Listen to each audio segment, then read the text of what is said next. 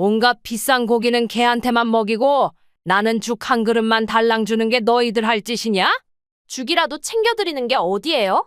다른 사람 같으면 더 신경도 안 써요. 입맛에 안 맞는 건 어머님 잘못이지. 제가 일부러 이러는 건 아니잖아요. 3일 내내 죽만 먹으면 속도 허하고 힘이 안 나잖니? 어머님 입맛이 까다로운 게 아니실까요? 여기 냉장고에 음식이 이렇게 한가득 들어있는데 밥 한 번 차리는 게 그렇게 어렵냐? 그건 우리 또또 밥이에요. 설마 개밥까지 욕심내시는 건 아니죠? 뭐라고? 너 지금 뭐라 그랬어? 개밥. 이건 어머님이 드실 게 아니에요. 어디서 배워먹은 버르장머리야? 내가 늙었다고 만만해 보이냐? 안녕하세요.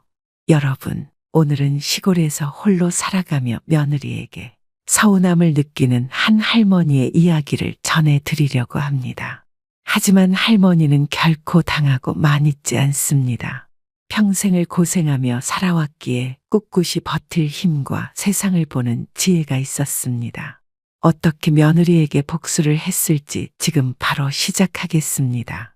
누렁아, 밥 먹을 시간이지? 할머니의 부르는 소리에 마당 한 구석에 있는 계집에서 누렁이가 고개를 빼꼼 내밀었습니다. 덩치에 비해 순한 눈망울이 반가움에 반짝였고 꼬리도 천천히 흔들렸습니다. 부엌 한켠에는 작은 냄비에 담겨진 먹다 남은 밥이 가지런히 놓여 있었습니다. 그 옆에는 남은 반찬 조각과 김치 찌꺼기들도 함께였습니다. 양손에 강아지 밥그릇을 들고 마당으로 나오니 누렁이가 벌써 자리를 잡고 앉아 기다리고 있었습니다. 그래, 많이 먹어라. 깨끗이 다 먹어야 한다. 밥그릇을 밥통에 내려놓자 누렁이는 기다렸다는 듯 고개를 숙여 밥을 먹기 시작했습니다. 잘 먹네, 이놈아. 그래, 배라도 든든해야지. 어디서 데려왔는지도 모르던 이 개는 언제부턴가 할머니의 유일한 벗이 되어주고 있었습니다. 참, 내가 저놈들을 언제부터 키웠더라. 한 마리씩 낳아서 동네 사람들한테 하나씩 주다 보니 이젠 누렁이하고 이놈 새끼 하나만 남았네. 아들 다 결혼해서 나가고 나 혼자 사니까 저놈들이 힘이 되지. 말을 하지는 못해도 누가 와도 짖어주고 옆에 앉아만 있어도 든든하다. 할머니는 몸이 부서져라 일을 해서 자식들을 키우고 논도 사고 밭도 샀습니다. 여름이면 떼약볕 아래서 논에 들어가 일을 했고 겨울이면 찬바람을 맞으며 밭을 갈았습니다. 그렇게 굽은 등과 손마디에 새겨진 굳은 살만큼이나 자식들이 제 한 몸 추스리며 살아가는 모습이 할머니에겐 세상 무엇보다 소중한 보상이었습니다. 평생 고생만 시킨 영감이었지만 이제 좀 쉴까 싶었는데 먼저 가버리니 사람 마음이 참 요상하다. 고단하게 살아온 세월의 끝에 남편은 할머니 곁을 떠나고 없었습니다. 평생 투정도 부리지 못하고 사랑한다고 말 한마디 듣지도 못했는데 이제는 그 빈자리가 이렇게 클 줄이야. 할머니는 천천히 휴대전화를 집어들었습니다. 받긴 받을란가, 바쁜 놈이. 그러자 다행히도 잠시 후 아들의 목소리가 들려왔습니다. 여보세요. 엄마. 그래, 석준아. 너 잘 지내냐? 네, 엄마. 잘 지내고 있어요. 갑자기 웬일로 전화를 다 하셨어요? 웬일은 무슨. 내 자식 걱정되니까 전화하지. 내 목소리나 들어보려고 그랬지. 너는 잘 산다 치고 며느리는 뭐 그리 바쁘다고 전화 한 통을 안 하냐? 걔도 잘 지내는 거지? 아, 민정이도 잘 지내요. 요즘 좀 바쁘대요. 그래서 전화할 겨를이 없는가 봐요. 그래도 말이다. 애미가 한 번쯤은 안부라도 물어줄 법한데 서운하구나. 너무 서운해하지 마세요. 제가 더 자주 전화할게요. 그래, 젊은 사람이 바쁘다는 거야 이해는 한다만 너희들 얼굴 한번 보는 게 그리 힘들다니 내 늙어서 그런가 요즘 따라 참 서운하고 외롭다. 너희는 언제 시간 좀 내서 내려올래? 이번 주는 힘들고 다음에 시간 되면 꼭 내려갈게요. 엄마, 걱정 마세요. 그래, 그래. 다음에 꼭 내려와라. 너는 밥은 챙겨 먹고 다니냐? 아프면 안 된다. 알았지? 네, 엄마. 걱정 마세요. 엄마도 건강 잘 챙기시고요. 알았다, 이놈아. 그럼 끊는다. 늦가을이 깊어질 무렵 박할머니는 평소처럼 노인정을 가기 위해 마당을 나섰습니다. 그날도 낡은 외투를 여미고 지팡이를 짚으며 천천히 발걸음을 옮겼습니다. 하늘은 잔뜩 흐렸고 어제 내린 비에 젖은 낙엽들이 좁은 골목길에 수북이 쌓여 있었습니다. 아이고, 이놈의 낙엽들이 왜 이렇게 미끄럽다냐? 노인정을 향해 익숙한 길을 걷던 할머니는 순간 발이 미끄러지며 균형을 잃고 그만 엉덩방아를 찍고 말았습니다. 아이고, 이걸 어째? 할머니는 허둥지둥 일어서려 했지만 왼쪽 다리에 심한 통증이 밀려왔습니다. 차가운 땅바닥에 주저앉아 겨우 몸을 일으키려고 애쓰던 할머니의 얼굴은 순식간에 창백해졌습니다. 아이고, 다리야. 누가 나 좀 일으켜봐, 이봐요. 지나가던 동네 사람들이 급히 할머니를 부축했습니다. 아이고, 박 할머니, 괜찮으세요? 많이 다치신 것 같은데 병원에 가셔야겠어. 됐어, 됐어. 그냥 내가 일어나면 돼. 할머니는 손사래를 쳤지만 왼쪽 다리에 힘이 들어가지 않아 결국 동네 사람들 도움을 받아 읍내 병원으로 실려가게 되었습니다. 병원에서 엑스레이를 찍고 의사소견을 들은 할머니는 골절상이라는 진단을 받았습니다. 다행히 큰 부상은 아니었지만 당분간 움직이지 말고 쉬어야 한다는 의사의 말에 할머니는 한숨을 내쉬었습니다. 참, 이 늙은이가 별꼴 다 보네. 병원까지 와서. 그때 아들 석준이 급히 병원으로 달려왔습니다. 회사 일로 바쁘다던 아들이 숨을 헐떡이며 어머니를 보고는 걱정스러운 얼굴을 했습니다. 엄마 괜찮아요? 왜 이렇게 무리해서 다니셨어요? 뭘 무리혀.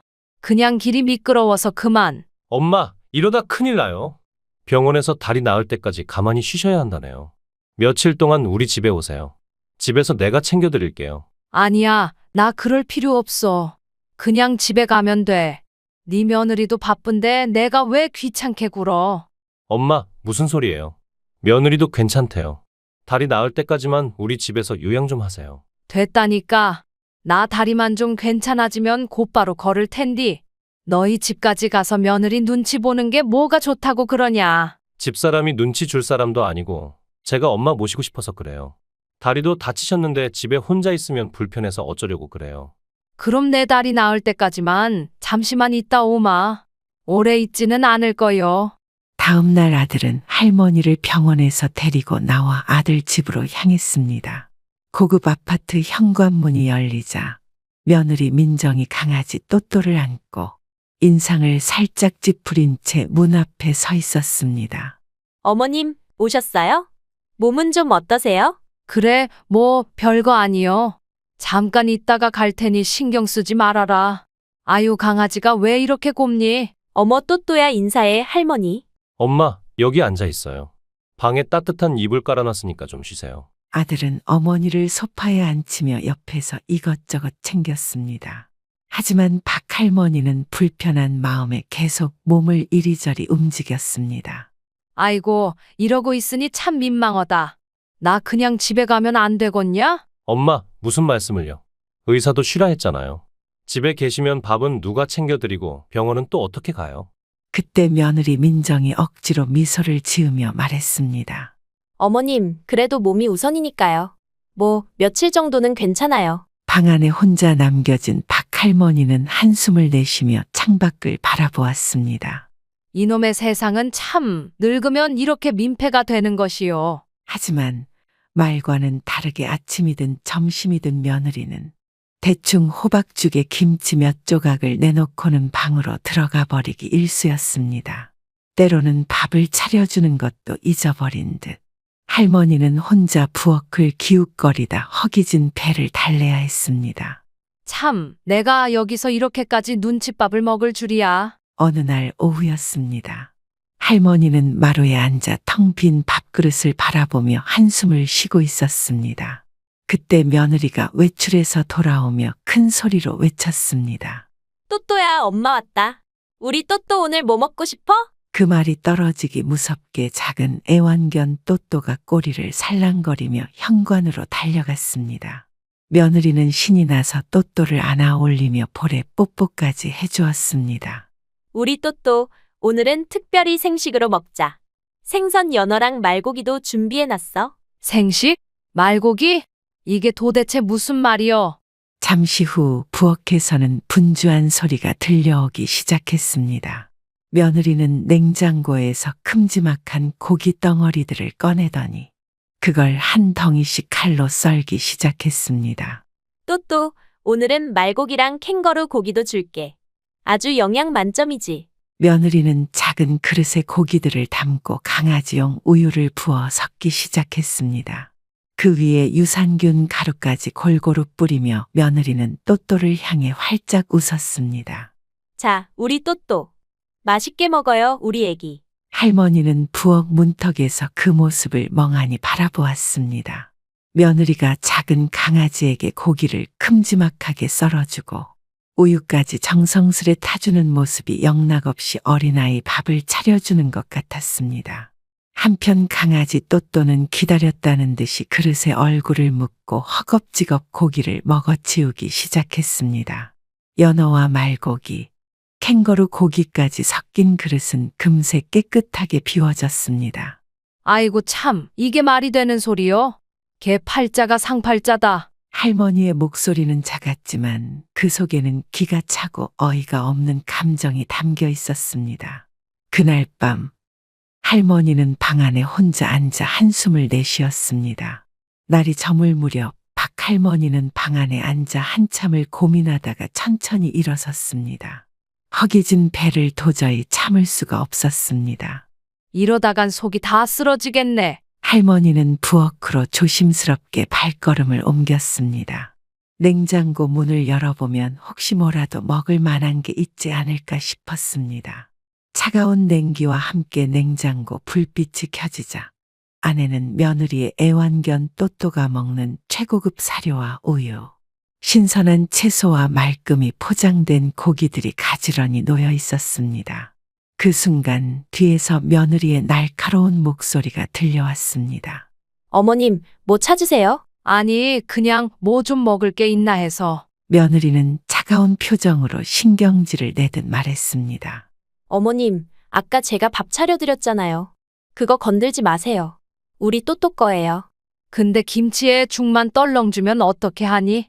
사람은 좀 골고루 먹어야 기력을 회복하지 않겠어? 제가 호박죽 끓여드렸잖아요. 그것도 정성껏 만든 거예요. 너는 호박죽만 3일 내내 먹으면 안 물리겠니? 사람이 밥을 먹어야 힘을 쓰지. 어떻게 삼시세끼를 호박죽만 주니? 어머님, 그 호박죽 끓이는데 제가 얼마나 시간을 썼는데요. 진짜 귀찮은 거 다 참고 손수 만들었잖아요. 그런데 안 드시는 건 어머님이죠. 밥이랑 반찬을 좀 골고루 주면 좋겠다는 말이야. 왜 이렇게 입맛이 까다로우세요? 이렇게 타박만 하시면 제가 억울하죠. 여기 냉장고에 이렇게 많이 들어있는데 밥 한 번 차리는 게 그렇게 어렵냐? 그건 우리 또또 밥이에요. 설마 개밥까지 욕심내시는 건 아니죠? 그 말에 박 할머니의 얼굴이 굳어졌습니다. 순간 화가 치밀어 오른 할머니는 냉장고를 손가락으로 가리키며 목소리를 높였습니다. 뭐라고? 내 지금 뭐라 그랬어? 개밥? 그건 또또 밥이라니까요. 어머님이 드실 게 아니에요. 넌 어디서 배워먹은 버르장머리야? 걔는 그렇게 잘 먹이면서 나는 죽 한 그릇만 주냐? 내가 늙었다고 만만해 보이냐? 연어, 말고기, 뭐 캥거루 고기까지 사람도 이렇게 못 먹는다. 나는 죽 한 그릇만 달랑 주는 게 너희들 할 짓이냐? 제가 어머님께 죽이라도 챙겨드리는 게 어디예요? 다른 사람 같으면 더 신경도 안 써요. 입맛에 안 맞는 건 어머님 잘못이지. 제가 일부러 이러는 건 아니잖아요. 내가 늙었어도 사람 대접은 받고 싶다. 걔만도 못한 대접 받으려고 이 집에 온 게 아니라고. 박 할머니는 더 이상 말을 잇지 못하고 멍하니 며느리를 바라보았습니다. 분노와 서러움, 억울함이 한꺼번에 밀려왔습니다. 민정은 여전히 팔짱을 끼고 서서 차가운 표정으로 할머니의 뒷모습을 바라보았습니다. 박 할머니는 천천히 방으로 돌아가며 혼잣말처럼 중얼거렸습니다. 내가 이렇게 눈칫밥을 먹어야 할 줄은 몰랐네. 내 집에서는 이런 대접은 안 받았을 텐데. 텅 빈 방 안에 할머니는 조용히 앉아 눈물을 닦았습니다.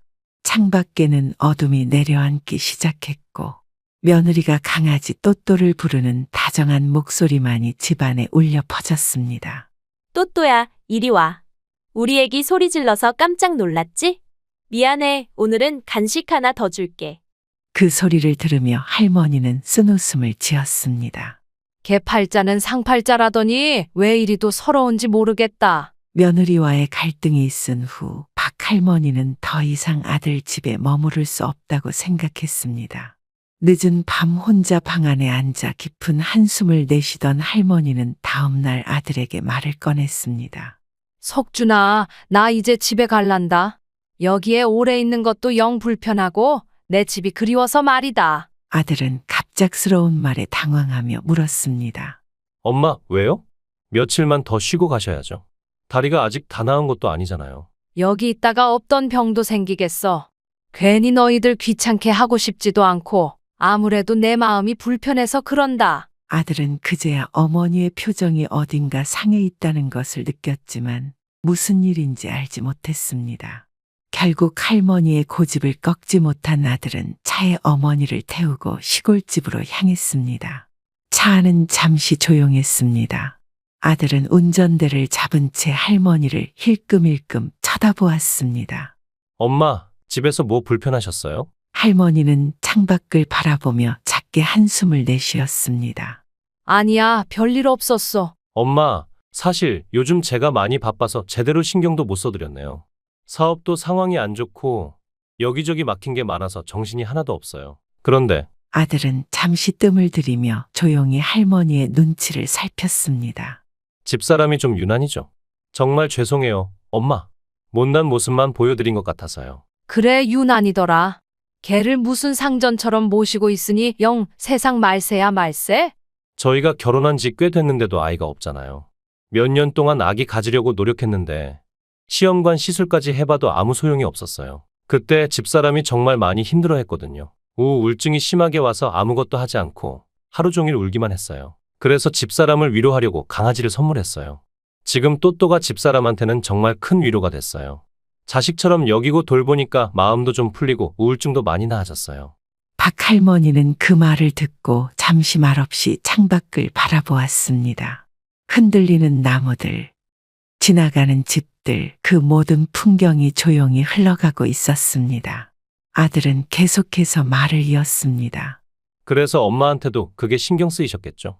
집사람이 요즘 신경이 좀 예민한 것도 그런 이유예요. 엄마한테는 정말 죄송해요.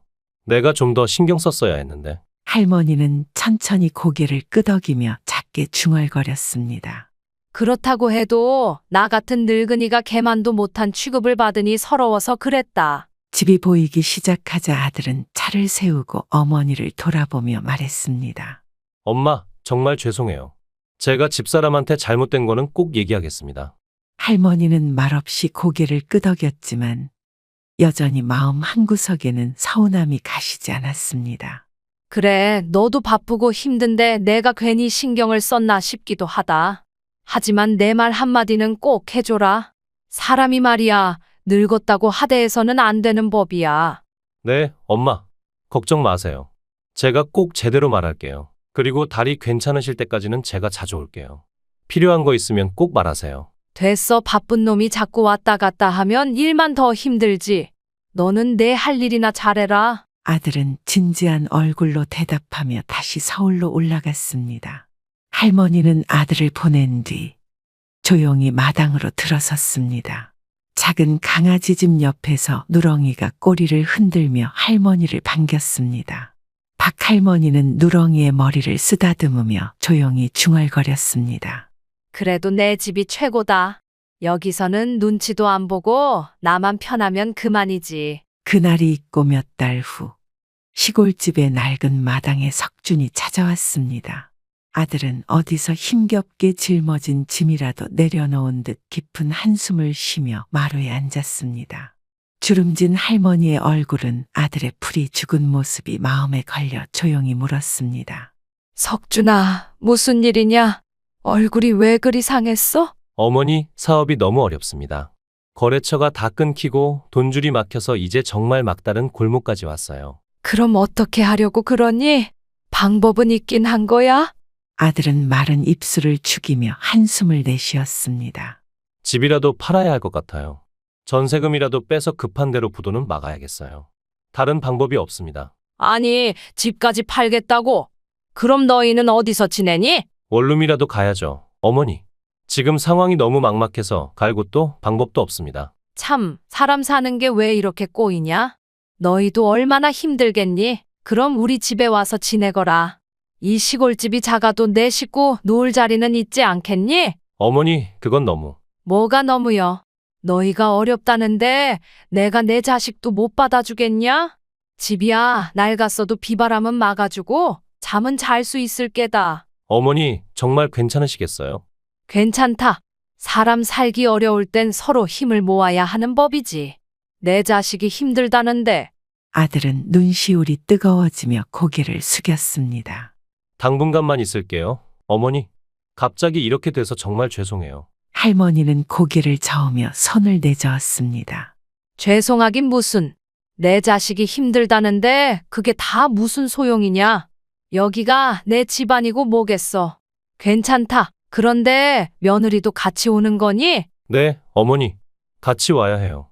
다른 데 갈 곳이 없어요. 그래, 그럼 친정에 가 있으면 되지 않겠어? 그게요. 어머니, 며느리 친정 부모님이 또또 때문에 못 지낸대요. 친정 부모님이 개 알러지가 심해서 또또를 데려갈 수 없다고 하네요. 그래, 알겠다. 사람이 살다 보면 이런 일도 있고 저런 일도 있는 법이지. 너희도 힘들 텐데 어서 들어와라. 어두워진 하늘 아래 박할머니의 시골집은 다시 새로운 식구를 맞이할 준비를 하고 있었습니다. 늦은 오후 시골길 끝자락에 작은 승용차 한 대가 먼지를 일으키며 천천히 들어섰습니다. 차는 박할머니의 시골집 대문 앞에서 멈춰섰고 트렁크와 뒷좌석에는 이삿짐이 가득 실려 있었습니다. 가죽 가방이며 상자, 또또의 물건들이 차 안에 빼곡히 쌓여 있었습니다. 운전석에서 내린 아들은 창백한 얼굴로 작은 한숨을 쉬며 차 문을 열었습니다. 조수석에 앉아있던 며느리 민정은 인상을 살짝 찌푸리며 작은 강아지 또또를 품에 안고 내렸습니다. 또또야, 우리 잠깐 동안만 여기서 살 거야. 어휴, 바람이 왜 이렇게 세고 흙먼지는 또 많아. 그때 마당에 있던 할머니의 강아지 누렁이가 고개를 들어 낯선 차를 바라보았습니다. 땅바닥에 철푸덕 누워있다가 며느리와 또또의 등장에 놀란 듯 벌떡 일어나 꼬리를 흔들었습니다. 멍멍멍. 또또는 누렁이를 보자마자 흥분해서 짖기 시작했습니다. 몸집이 작은 또또는 며느리 품에서 몸을 흔들며 짖어댔고 마당에 있던 누렁이도 신기한 듯 짖으며 또또를 바라보았습니다. 어머, 이건 또 뭐야? 언제 씻은 거야? 저 꼴 좀 봐. 털이 다 엉망이네. 누렁이는 며느리의 차가운 시선에도 아랑곳하지 않고 천천히 꼬리를 흔들었습니다. 그 모습을 본 민정은 또또를 품에 꼭 안으며 뒷걸음질 쳤습니다. 어머, 저 개가 또또한테 다가오잖아. 어휴, 냄새, 또또야, 가만히 있어. 가까이 가면 안 돼. 아들은 조용히 차 뒷문을 열고 짐을 내리기 시작했습니다.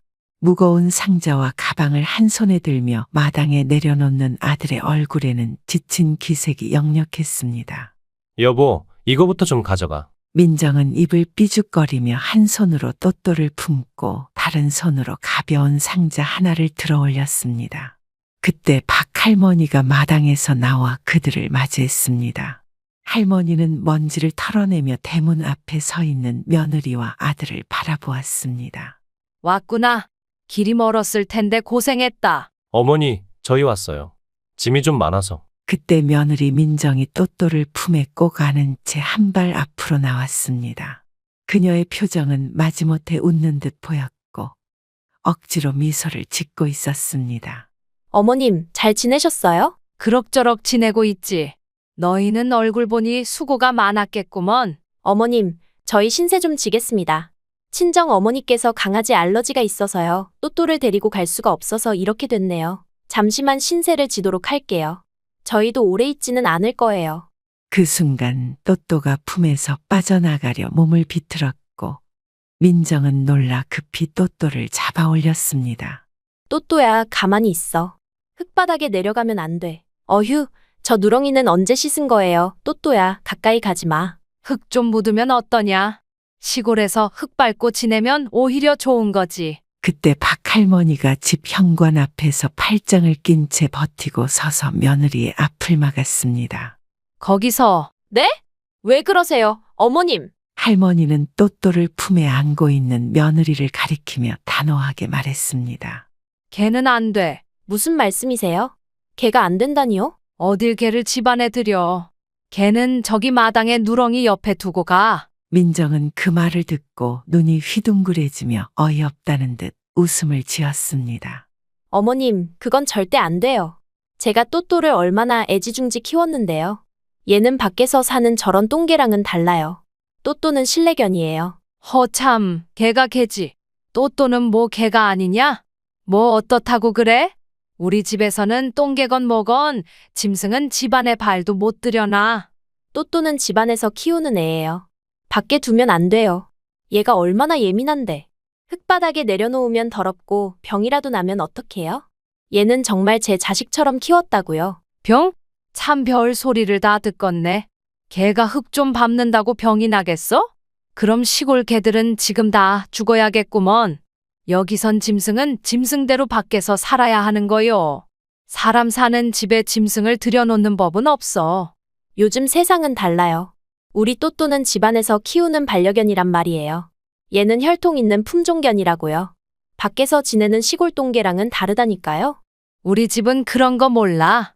또또던 누렁이던 짐승은 집 안 출입 금지요.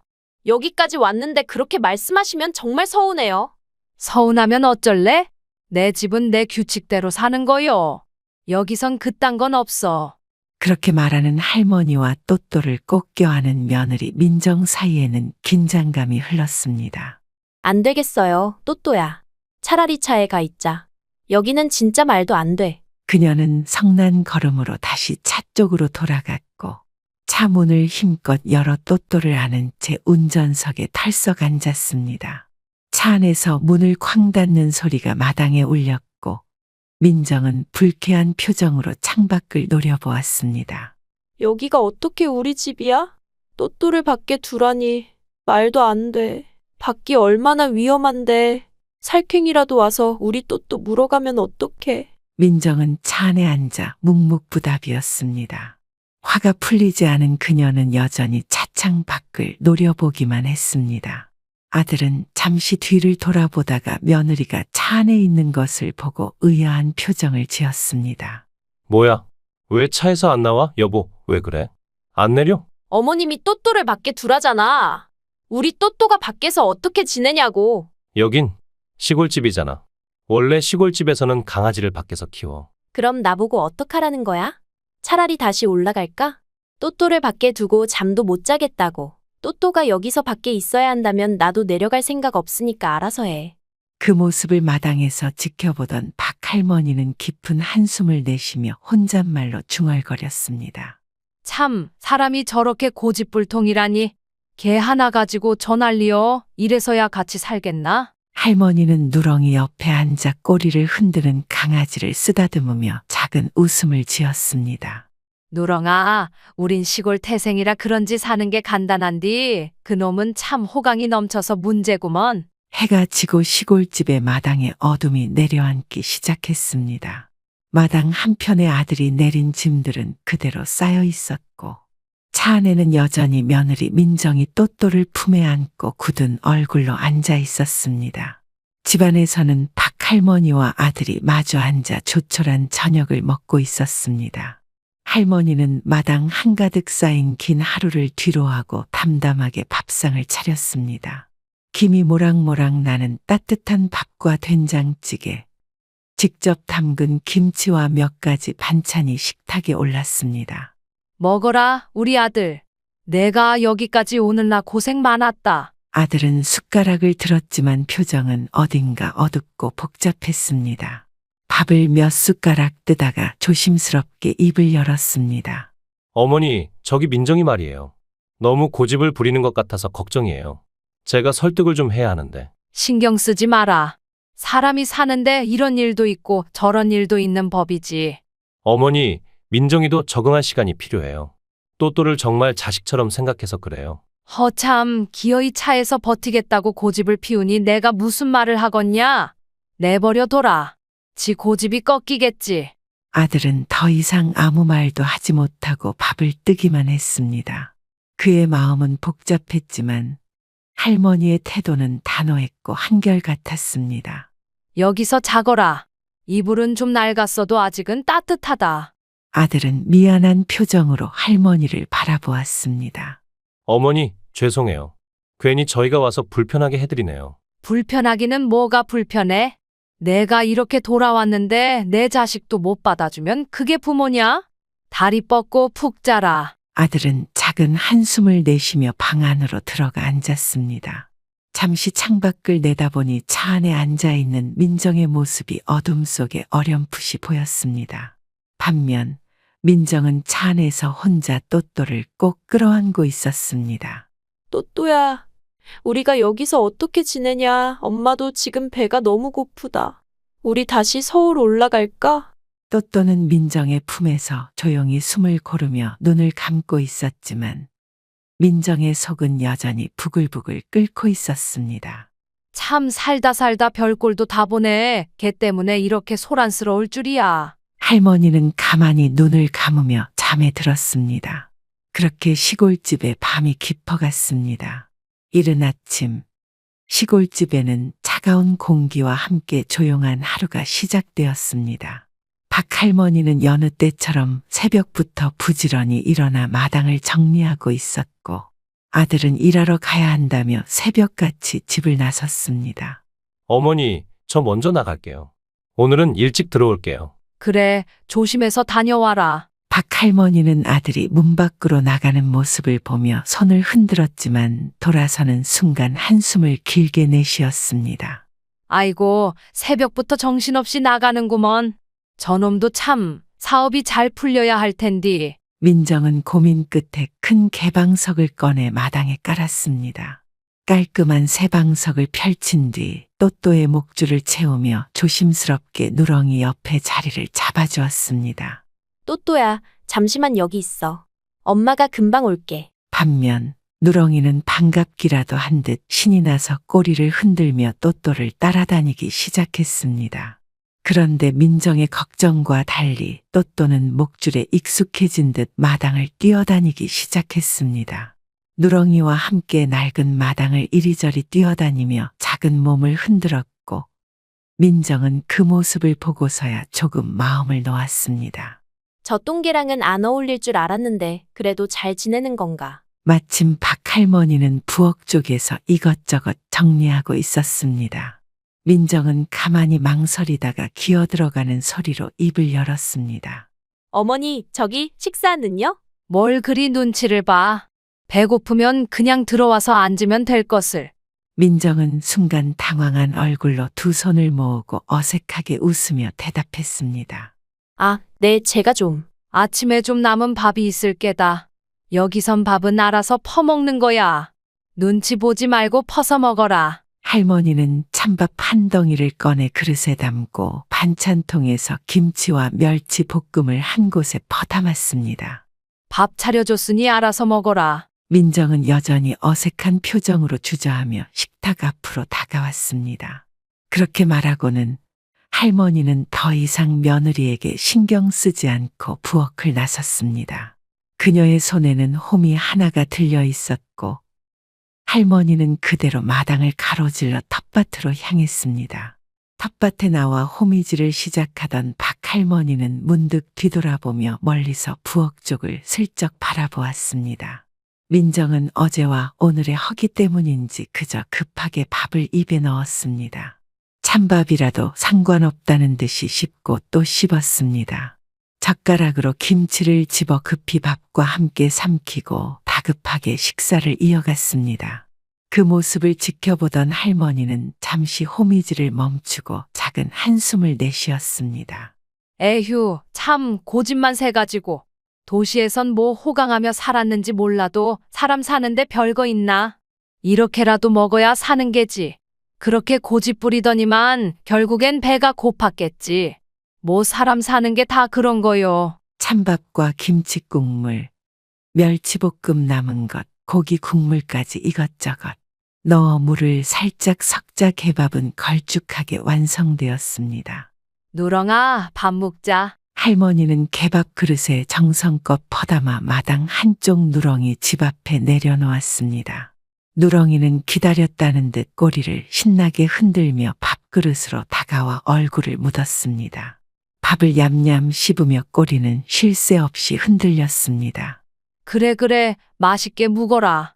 너는 복도 많지. 내가 챙겨주는 밥이니께. 할머니는 흐뭇한 얼굴로 누렁이를 바라보다가 손을 탁탁 털며 텃밭으로 다시 향했습니다. 그런데 그때 옆에 있던 또또가 주인의 눈치를 살피다가 이내 밥그릇에 코를 묶고 먹기 시작했습니다. 그 광경을 우연히 창밖으로 본 며느리 민정은 그만 깜짝 놀라 소리를 질렀습니다. 어머, 또또. 민정은 급하게 차 문을 열고 맨발로 마당을 뛰쳐나왔습니다. 또또야, 거기서 뭐 하는 거야? 입가에는 밥알과 김치 국물이 묻어 있었습니다. 누렁이는 그저 천진난만하게 꼬리를 흔들며 밥을 계속 먹고 있었습니다. 어휴, 세상에, 이게 뭐야? 또또야, 당장 이리 와. 민정은 맨발로 마당에 들어서며 또또를 번쩍 하나 올렸습니다. 작은 또또는 상황을 이해하지 못한 채 꼬리를 흔들며 낑낑대기만 했습니다. 어머님, 이게 뭐예요? 또또가 저 똥개랑 같은 밥을 먹고 있잖아요. 왜 그렇게 난리요? 밥같이 나눠 먹으면 좋은 거지. 아니죠. 저 먹다 남은 밥을. 아니, 저런 똥개랑 같이 먹게 두시면 어떡해요? 참말로 기가 막히네. 밥이 뭐가 어때서? 그놈도 개고 이놈도 개인디. 같은 밥 먹는다고 어디 잘못되기라도 하겠어? 또또가 얼마나 깨끗하게 키운 앤데 저렇게 밖에서 흙바닥에 있는 밥을 먹으면 큰일 나요. 병이라도 나면 어떡해요? 너도 참 별 걱정을 다 한다. 개가 밥 좀 나눠 먹으면 정이 드는 거요. 뭐 큰 병이라도 나겠냐? 이건 말도 안 되는 일이에요. 말도 안 되는 게 뭐요? 내 집에서는 내 방식대로 사는 거요. 민정은 품에 안긴 또또를 꼭 껴안고는 여전히 화가 나서 어쩔 줄 몰라 했습니다. 그녀의 얼굴은 붉게 달아올랐고 눈에는 당황과 분노가 가득했습니다. 작은 또또의 털을 쓰다듬으며 민정은 눈가를 훔치더니 갑자기 울음을 터뜨렸습니다. 또또야, 엄마가 미안해. 이런 음식물 쓰레기나 먹게 하고. 엄마가 그동안 건강식만 주고 얼마나 깨끗하게 키웠는데. 걱정 마, 또또야. 엄마도 지금은 힘들지만 우리 꼭 극복해서 다시 서울 가자. 한강이 보이는 아파트로 다시 이사 갈 거야. 알았지? 엄마가 약속할게. 할머니는 삽자루를 들고 마당으로 나오려다 발걸음을 멈추고 고개를 갸우뚱하며 중얼거렸습니다. 아이고, 참말로 별꼴이네. 사람이 개한테 무슨 말을 저리도 정성껏 하노. 저녀는 정말로 유난이요. 저 정도면 병이여 병. 서울 가서 제일 먼저 병원을 가봐야 혀. 할머니는 마당으로 돌아가 일을 시작했지만 민정이 또또를 품에 안고 서럽게 우는 모습이 계속 떠올라 자꾸만 헛웃음이 나왔습니다. 개 팔자가 상팔자라더니 그 말이 괜히 있는 게 아니구먼. 박할머니는 아침부터 부지런히 냉장고를 열었습니다. 늘 그렇듯 남은 찬밥과 김치, 어제 저녁에 반찬 몇 가지를 큰 양푼에 넣고 비비기 시작했습니다. 고추장을 쓱쓱 풀어 한데 섞어 놓자 투박하지만 나름 먹음직스러운 비빔밥이 완성되었습니다. 할머니는 그릇을 들고 마당 한편에 앉아 있던 며느리 민정에게 무심하게 내밀었습니다. 여기 있다. 먹어라. 민정은 그릇을 내려다보며 깊은 한숨을 내쉬었습니다. 처음에는 참고 먹었지만 며칠째 같은 상황이 반복되자 민정의 참을성이 한계에 다다랐습니다. 어머님, 설마 지금 그때 제가 죽만 끓여드렸다고 이러시는 거예요? 그래. 너도 같은 음식만 사흘 내내 먹어봐라. 참 맛날 거다. 그지? 어머님, 저는 그때 어머님 생각해서 몸에 좋으시라고 죽 끓여드린 거였어요. 그런데 왜 이렇게 유치하게 이러세요? 그랬냐? 참 고맙구나. 근데 그 죽도 이틀만 먹어보면 입에서 단물이 나올 게다. 진짜 더는 못 참겠어요. 저 그럼 시켜서 먹을게요. 그래, 많이 시켜 드셔라. 전화해봐라. 짜장면집 하나 있는지 어디 보자. 네? 여기 짜장면 집도 없어요? 서울이랑은 달라요. 여기가 촌이라서. 그럼 편의점이라도 갈게요. 편의점에서 라면이나 도시락이라도 사 먹을 거예요. 아이고, 편의점? 네 차는 있냐? 마트까지 걸어서 30분은 걸릴 텐데 가봐라. 운동도 되고 좋겠네. 민정의 얼굴은 더 붉어졌고 그녀는 결국 아무 말도 하지 못하고 입술을 깨물었습니다. 차는 남편이 일하러 가져가 버렸기 때문에 갈 방법도 없었고 산길을 걸어서 나가는 건 상상조차 하기 싫었습니다. 어머님, 정말 너무하세요. 저도 사람인데 이런 식으로 저를 괴롭히시면 저. 괴롭히다니? 내가 너 굶길까봐 이렇게 밥 챙겨주잖아. 너도 그 죽 고마웠다며? 나도 내 몸 생각해서 비빔밥 해준 거다. 정말 너무하시네요. 저한테 왜 이렇게 하시는 거예요? 남편한테 다 잃을 거예요. 그래, 이르려면 이르든가. 네 남편이 뭘 어쩌겠어? 밥 한 그릇 비벼준 게 죄라도 된 줄 아나? 아이고, 나는 오늘 아들놈한테 혼나서 무서워서 어쩐다. 그 말에 민정은 더욱 분통이 터졌습니다. 하지만 할머니는 민정의 반응이 흥미롭기라도 한 듯 여유롭게 뒷짐을 지고 마당을 천천히 걸어 나갔습니다. 정말 여기는 나랑 안 맞아. 남편이 오기만 해봐. 다 얘기할 거야. 해가 저물어갈 무렵 시골집 마당에 낯익은 승용차가 들어섰습니다. 퇴근한 아들이 장바구니를 양손에 들고 들어오자 마당에 서 있던 며느리 민정의 얼굴이 환하게 밝아졌습니다. 여보, 뭐 사왔어? 퇴근하면서 마트에 들렀어. 다 같이 먹을 거 좀 사왔어. 와, 잘 됐다. 여보, 오늘은 내가 파스타 만들어 줄게. 오랜만에 제대로 된 거 좀 먹자. 그게 뭐시여? 할머니의 눈에는 파스타 면과 크림소스 병이 낯설기만 했습니다. 민정은 신이 난 목소리로 말했습니다. 어머님, 기다려보세요. 제가 오늘 아주 특별한 거 만들어 드릴게요. 요즘 사람들 다 좋아하는 음식이에요. 파스타라고요. 뭐? 그게 밥이요? 반찬이요? 민정은 웃으며 대답했습니다. 밥도 아니고 반찬도 아니고 그냥 다 같이 먹는 맛있는 요리예요. 드셔보시면 아마 깜짝 놀라실걸요? 할머니는 못 믿어온 표정으로 고개를 갸우뚱하며 중얼거렸습니다. 에이구, 별걸 다 해먹네. 맛이나 있겠어. 고소한 크림 냄새가 퍼지자 아들도 기대에 찬 얼굴로 주위를 서성였습니다. 민정은 만족스러운 얼굴로 큰 접시에 크림 파스타를 담아냈습니다. 따뜻한 리조또도 함께 만들어 부드럽게 익힌 밥 위에 버섯과 치즈를 솔솔 뿌려 마무리했습니다. 짜잔. 완성. 오늘은 파스타와 리조또예요. 어머님, 드셔보세요. 할머니는 의심스러운 눈초리로 포크를 들어 파스타 면을 휘감아 한 입 넣었습니다. 순간 입안에 퍼지는 부드럽고 고소한 맛에 눈이 커졌습니다. 어허, 이게 뭐시여? 생각보다 맛있네. 어머니, 제가 장봐온 보람이 있네요. 민정이가 요리 잘하죠? 할머니는 크림소스 묻은 면을 다시 한번 감아 입에 넣으며 작게 중얼거렸습니다. 참 별 음식이 다 있구먼. 근데 이거 고소하니 괜찮네. 식탁에는 크림 파스타와 버섯 리조또가 놓였고 아들은 오랜만에 편안한 웃음으로 식사를 즐겼습니다. 어머님, 이렇게 먹으니까 다행이네요. 앞으로 제가 가끔 이렇게 만들어 드릴게요. 그려, 뭐 자주 해도 괜찮겠다. 처음엔 우유국수인 줄 알았는데 묘하게 맛이 나네.